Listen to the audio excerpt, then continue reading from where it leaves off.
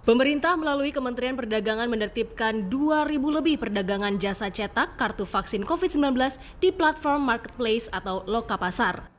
Hal ini dilakukan demi mencegah kebocoran data pribadi masyarakat yang telah melakukan vaksinasi COVID-19. Direktorat Jenderal Perlindungan Konsumen dan Tertib Niaga Kemendak mengimbau konsumen lebih berhati-hati dalam bertransaksi elektronik khususnya saat memberikan data pribadi yang ada di kartu vaksin kepada penyedia jasa cetak kartu. Nah, sekarang kan pemerintah sudah menerbitkan namanya sertifikat peduli lindungi, ya kan? Yang disiapkan suatu sistem di mana masyarakat atau konsumen yang telah melakukan vaksin itu masyarakat sudah jelas diberikan oleh pemerintah suatu sertifikat atau program melalui peduli lindungi itu. Nah, ini satu-satunya yang menurut saya pemerintah sudah berikan kepada masyarakat. Jangan lagi tergiur-tergiur dengan memang dengan penawaran-penawaran segitu, jadi masyarakat gampanglah membawa dalam bentuk kartu kecil gitu. Tetapi masyarakat tidak sadar dengan memberikan linknya data pribadi itu, ya tentunya data pribadinya sangat rentan dipergunakan orang-orang yang tidak bertanggung jawab itu. Kementerian Komunikasi dan Informatika meminta masyarakat untuk secara aktif melindungi data pribadinya yang termuat dalam sertifikat vaksinasi COVID-19. Sertifikat tersebut menyimpan data pribadi seperti nomor KTP dan QR Code yang isinya data pribadi lainnya. Pemilik sertifikat vaksinasi COVID-19 harus menjaga dengan baik data-data yang tersimpan di dalamnya. Tutur juru bicara Kementerian Komunikasi dan Informatika, Dedi Permadi, seperti dilansir portal informasi aptika.kominfo.go.id. Tindakan pencegahan demi menjaga data pribadi harus dilakukan agar tidak terjadi kebocoran data diri yang sensitif. Jangan sampai kelalaian berakibat pada kerugian masyarakat. Tim Liputan Kompas TV, Jakarta. Jadi bagaimana cara cermat menjaga data digital dari sertifikat vaksinasi COVID-19 agar tidak terjadi kebocoran data pribadi? Kita bahas bersama Direktur Jenderal Informasi dan Komunikasi Publik Kementerian Komunikasi dan Informatika Usman Kansong dan pakar keamanan siber Sisrek Pratama Persada. Selamat malam, Bung Usman. Selamat malam, Bung Pratama. Selamat malam, Sofia. Bung Pratama, saya mau ke Bung Usman lebih dulu ya. Jadi ini pemerintah melalui Kemendak itu kan sudah memblokir lebih dari 2.000 produk dan jasa percetakan kartu vaksin online. Apa sejauh ini ditemukan kebocoran sampai memblokir 2.000 lebih produk dan jasa percetakan? Baik, terima kasih.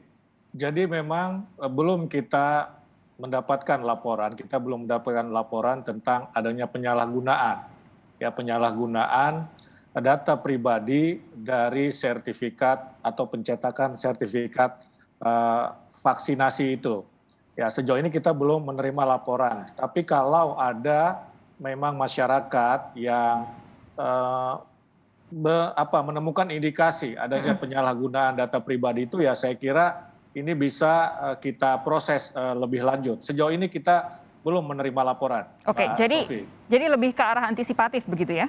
Iya, kita lebih ke arah antisipatif. Kementerian Perdagangan sudah memblokir 2.453 jasa pencetakan kartu vaksin ini ya dengan 137 keyword itu sudah diblokir oleh Kemendak. Nah, kalau sejauh ini bagaimana dengan pengawasan platform e-commerce misalnya untuk antisipasi pencurian data konsumen Indonesia? Siapa tahu ada yang masyarakat yang ingin mencetakkan kartu vaksinasinya melalui platform e-commerce ini.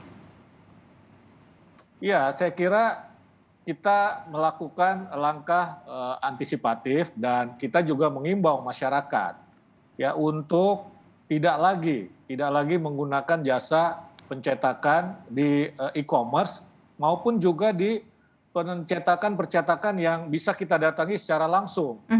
Kalau mau dicetak, pastikan bahwa tidak akan ada penyalahgunaan. Misalnya pakailah printer sendiri, misalnya seperti itu. Atau di kantor yang kita miliki, kita bekerja di sebuah kantor, misalnya sebuah perusahaan yang terjamin bahwa itu tidak akan disalahgunakan.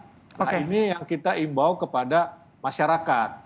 Dan yang lain lagi tentu saja saya kira ini sudah dilakukan oleh pemerintah untuk tidak perlu misalnya petugas-petugas di area-area publik meminta cetaknya begitu, cukup misalnya diperlihatkan di smartphone.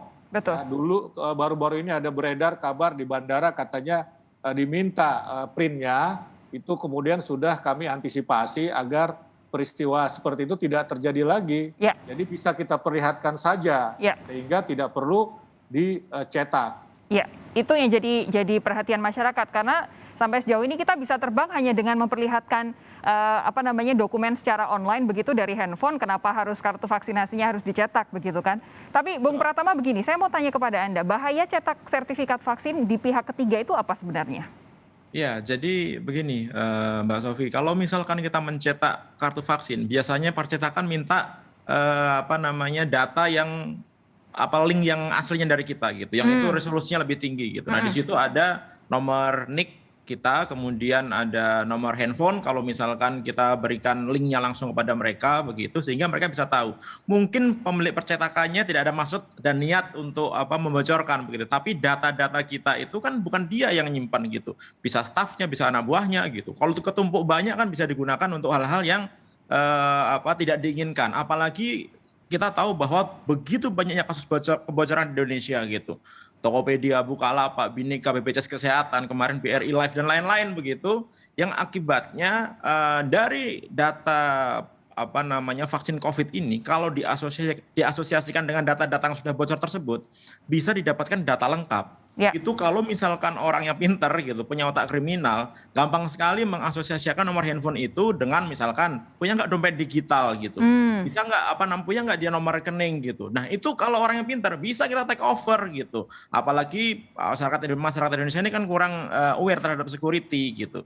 Kadang-kadang kita nggak sengaja kita share kode OTP kita kepada orang begitu, sehingga akhirnya akun dompet digital kita di take over sama orang lain begitu. Nah ini menurut saya yang menjadi masalah. Kemudian yang kedua adalah sebenarnya hanya kecil lah kalau misalkan orang nyetak sertifikat ini. Yang saya takutkan itu sebenarnya adalah tentang data-data vaksin dalam bentuk fisik.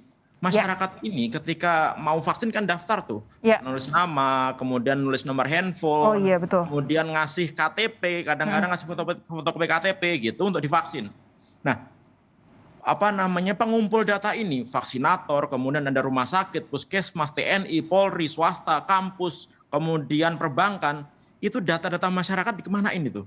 Setelah dimasukkan ke aplikasi Peduli Lindungi. Betul. Nah, sebenarnya itu yang lebih bahaya, karena ada nanti akan ada ratusan juta data valid di sana dengan nomor handphone yang valid gitu, dengan alamat yang valid, dengan NIK yang valid gitu, yang kita tidak tahu perlakuan terhadap data-data tersebut benar-benar diperlakukan dengan baik enggak, benar-benar dilindungi enggak gitu. Karena kalau sampai bocor, waduh itu senang banget yang dapat data itu Mbak gitu, karena nomor handphonenya update gitu. Apalagi nanti tahun 2024 nih, untuk kampanye politik, kemudian untuk enak banget data itu gitu. Oleh karena itu kita waspadanya di sana gitu. Harusnya begitu data-data itu diinput ke dalam database-nya Peduli Lindungi begitu. Fisiknya dihancurkan. Data-data fisiknya begitu. Nah, kita kan nggak tahu sekarang itu disimpan nggak? Betul. List data orang-orang yang daftar vaksin itu di mana sekarang? Siapa yang nyimpen? Itu yang lebih rawan gitu. Plus dan kalau kita cek di aplikasi Peduli Lindungi sebenarnya data-data itu bukan saja data-data terkait vaksinasi, tapi kalau kita belakangan ini tes COVID-19, baik itu antigen maupun PCR, datanya juga bisa kelihatan karena semua nomor NIK, semua nomor handphone juga pasti dimasukkan kalau kita melakukan tes COVID-19. Nah, untuk perlindungan ini nanti akan direspons oleh Bung Usman Kansong sesaat lagi. Kita jeda sejenak dulu saudara, tetap bersama kami di Sapa Indonesia Malam.